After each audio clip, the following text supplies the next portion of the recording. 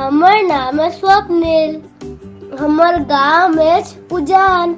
हम रहे छी विशाखापट्टनम में। आय अहाँ के हम अपन स्कूल के एकटा जानवर के बारे में गप अपन स्टोरी बता रहल छी। तेकर नाम छै घोड़ा।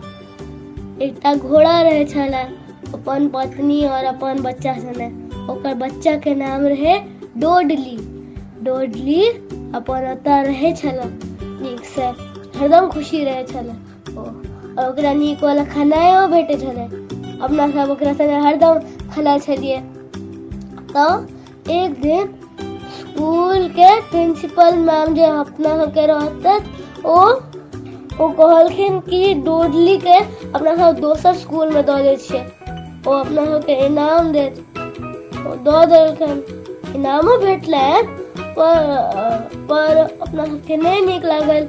ओकर मम्मी डैडी के नहीं नीक लगले। डोडली हरदम कनैत फिरत। कखनो खाए नहीं छले, कखनो नहीं पिए छले, कखनो नहीं सुते छले। ओकर मम्मी और डैडी ओहने रहे और अपनो सब हरदम उदास रहे छले। एक दिन ओकर जे प्रिंसिपल मैम रहथिन सेहो उदास भ गेलथि। ओहो कॉल केलखिन अपना के प्रिंसिपल मैम के और पूरा स्टोरी बतेलखिन ओकर बारे में। क्या वो हरदम कनैत रहे छै। तो ओकर प्रिंसिपल मैम अपना सबके प्रिंसिपल मैम के बहुत पछतावा भेलन और वो गलत डोडली के वापस आन लेलखिन। और डोडली अपन फेर से फैमिली से नीक से रहे छले।